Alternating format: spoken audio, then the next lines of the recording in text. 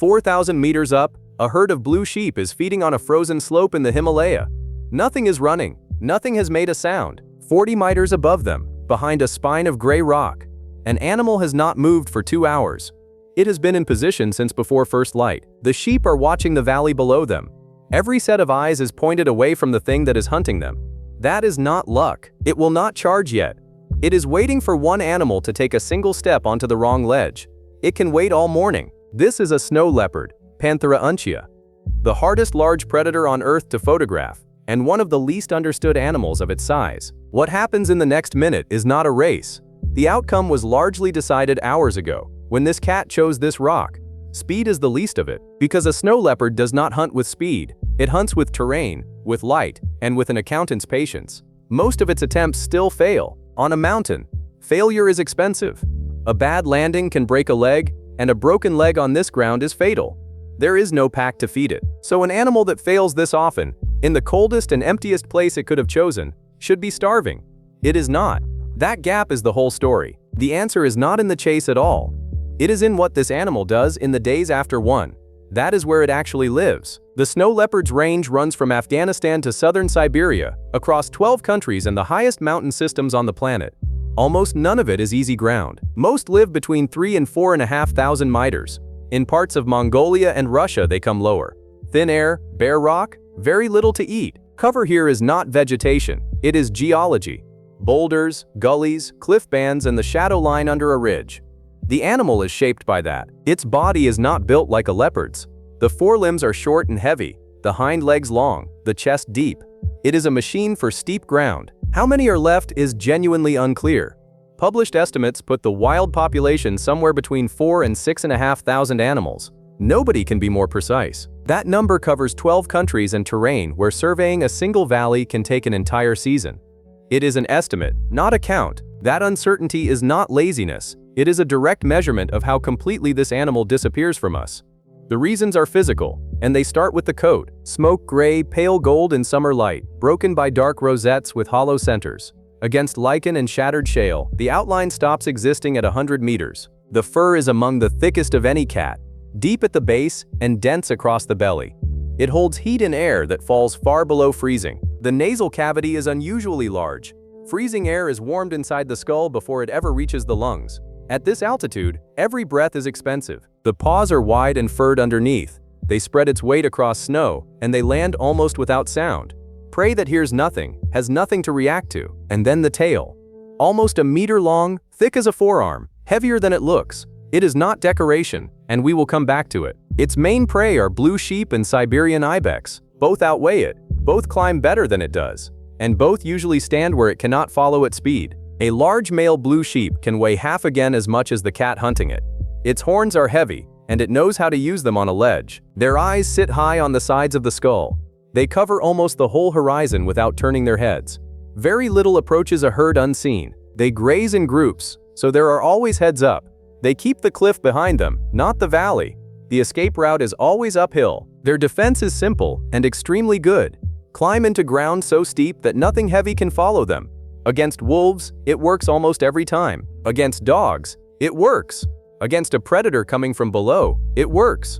The one thing it does not survive is a hunter that is already above it. So the snow leopard's problem is not catching a sheep, it is arriving on the correct side of one.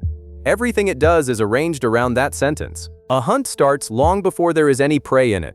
It starts with the cat reading the shape of the mountain. Collared animals show the pattern clearly. GPS data shows them traveling along cliff bases, ridgelines and broken ground, not across open slopes. They move through the parts of the mountain that hide them. That is not timidity. A ridge gives three things at once: a broken outline, a view downward, and rock at your back. It is a firing position. The approach is almost never from below. Every stalk is arranged so the leopard is looking down at the animal it wants. Uphill, it has no chance at all. Four things make a cat this size vanish on an open mountainside. None of them is magic. Each one is a decision it keeps making, every day of its life. It hunts mostly around dawn and dusk. Flat light drains the shadow out of rock, and a gray animal stops having edges. That is also when the herds feed. Then the closing. This is the part almost nobody has watched from start to finish. It is measured in centimeters and hours, not in meters and seconds. It moves while heads are down. When one head lifts, it stops mid-step and becomes rock again. A herd will often look straight through a motionless snow leopard. Observers have recorded cats lying still within sight of prey for hours, doing nothing at all. They are not resting. They are waiting for a specific mistake. Not the weakest animal in the herd, the worst placed one. The one that drifts onto a shelf, with a wall on one side and nothing on the other. On this terrain, position beats condition. A healthy animal in the wrong place is easier than a sick one in the right place. That is unusual among big cats. The attack is only launched from close range. Field observations put the final distance at roughly 30 to 40 meters. Beyond that, the cat usually does not commit. The reason is arithmetic. A blue sheep with a head start reaches vertical rock, and vertical rock ends the hunt. So the leopard buys distance with time. Sometimes that means abandoning a stalk after 90 minutes because the wind turned. Scent travels downhill in the morning, as cold air cools further and sinks. A snow leopard that has been smelled is a snow leopard that has wasted a morning. There is no way to correct it once the herd is alert, so by the time it finally moves, the hardest problem is already solved. The second problem is the one that can kill it, and it arrives in 4 seconds. The charge is short, violent, and almost entirely downhill. The cat does not climb after prey, it drops onto it. That direction is the whole design. Gravity is doing a large share of the work. On a 40-degree slope, mass becomes an advantage instead of a cost. The leopard is heavier than it looks. This is why the ridge mattered. Height above prey is not a viewing platform. It is stored energy, and the attack is how the animal spends it. But a body accelerating down loose rock is a body about to lose control, which is where the tail finally matters. It is almost as long as the animal itself. Head and body run a little over a meter. The tail can reach nearly a meter on its own. Very few animals carry a counterweight in that proportion. In a turn, the tail swings against the direction of the body. It is a counterweight, used exactly like a tightrope walker's pole. Nothing else explains the cornering. It lets the animal change line at full speed on ground, the width of a shelf. Prey that expects to escape by cutting sideways does not escape. The strike goes for the throat or the nape. A grip there ends the fight before the horns matter. But prey this size does not fall quietly. Sheep and ibex fight back with their weight and with the edge itself. Both animals are now on ground with nothing underneath. Sometimes both go over together. There are filmed cases of snow leopards falling with their prey and continuing the kill on the way down. They survive impacts that would finish most cats. That is not bravery. It is a calculation about what one carcass is worth. And the calculation is much tighter than it looks, because there is no margin. A solitary hunter has no backup, no pride, no pack, nobody to bring food while a bone knits. An injury here is a delayed death, not a setback. Most stalks end with no attack at all.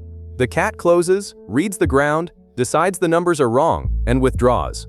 The herd never knows it was there. Researchers watching a valley for a week may see nothing happen. The high failure rate is not a flaw in the strategy.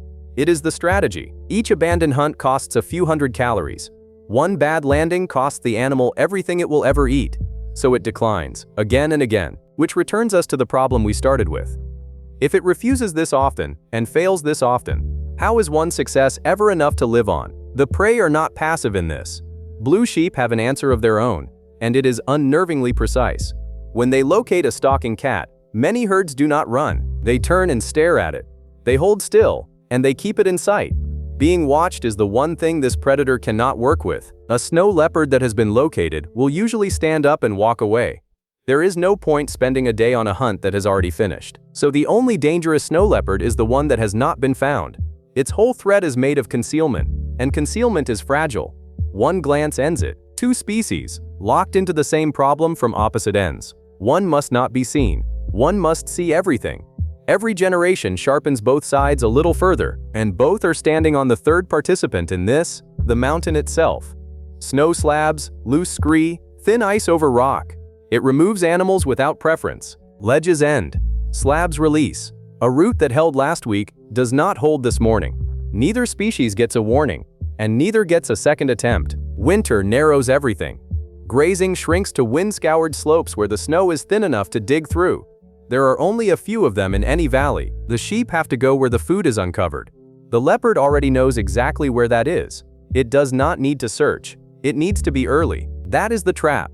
And the cat did not build it. The season did. By late winter, both animals are hungry, and both are taking worse risks than in autumn. Hunger changes the arithmetic. A hunt not worth attempting in October becomes worth attempting in February. That is when most of the falls happen. By now, something in all this should feel incomplete. Everything so far explains how a single hunt is won or lost. None of it explains the weeks in between, because a snow leopard does not eat every day. It does not eat every second day. And how it survives that gap stayed hidden until very recently. In 2008, in the Toast Mountains of southern Mongolia, researchers fitted GPS collars to wild snow leopards. It had almost never been done before. The collars logged positions for months at a time. For the first time, the animal could be watched without being seen. The data did not look like anyone expected. The cats were not hunting constantly. Large parts of their lives showed up as clusters of points in one small place. Dozens of fixes, inside a few square meters. Those clusters were kills. And the striking thing was not that the leopard had killed something. It was that the leopard would not leave. For days, a snow leopard drags its prey into cover, under an overhang, behind a boulder, into a gully out of the wind. It does this before it eats. Then it stays. It feeds, sleeps beside the carcass, and returns to it again and again. 3 days, 4 days, sometimes longer. It barely moves. This is the reversal at the center of the animal. Killing is not the hard part of being a snow leopard. Keeping what it killed is. Within minutes of a kill on open ground, ravens arrive. Within an hour, vultures are circling above it. They are not subtle, and they are not alone. Foxes come at night. In some ranges, wolves come, and a single cat gives ground to a pack every time. There is nothing else it can do. A stolen carcass is not one lost meal. It is 4 days of food removed from an animal that eats about once a week. That is the real disaster. So the hiding place is not a luxury. It is the difference between a successful hunt and a wasted one. And it has to be chosen in advance, which changes the meaning of everything before it. The ridge, the wind, the 30-meter rule. None of it is only about the kill. The cat is not only choosing where to attack. It is choosing where its prey will fall, and what is near that place. A gully, an overhang, a deep shadow. Prey killed in the open is often lost to scavengers. Prey killed above cover is a week of survival. The hunt and the hiding place are one decision. That is why this animal can afford to fail.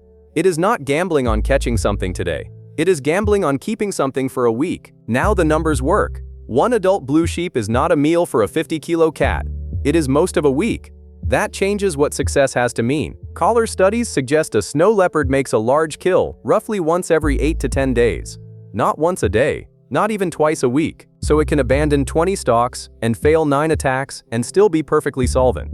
A low success rate is affordable when a single success lasts 4 days. So this is not a poor hunter that somehow survives. It is an animal built entirely around a very long payback period, in a place that offers nothing else. The failures cost calories. The successes buy days.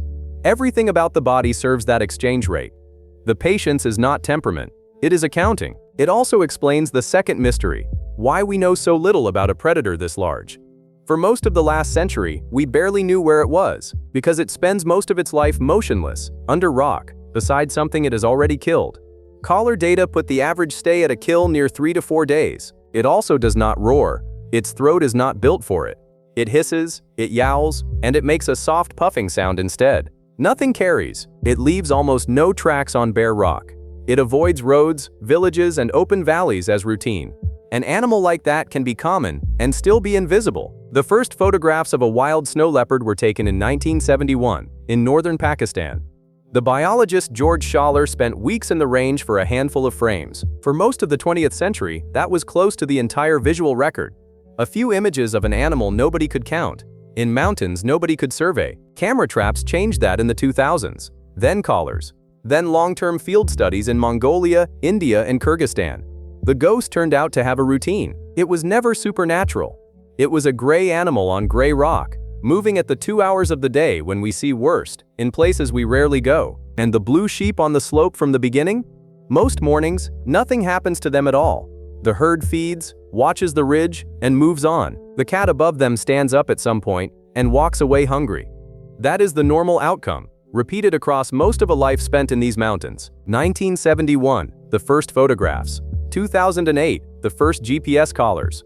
Today, camera traps across the range. 50 years, from legend to data. What the data mostly shows is not drama.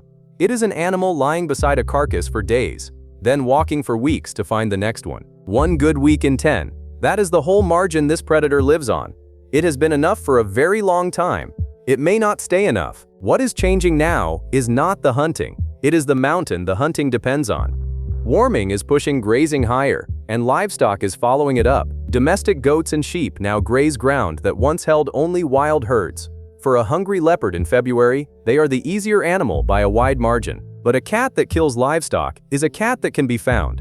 Retaliation killing is one of the main reasons snow leopards die in these mountains. An animal that survived by being unlocatable is now being located, beside a carcass, exactly where its own strategy requires it to stay for days. The same mountains hold a predator with the opposite answer to the same problem.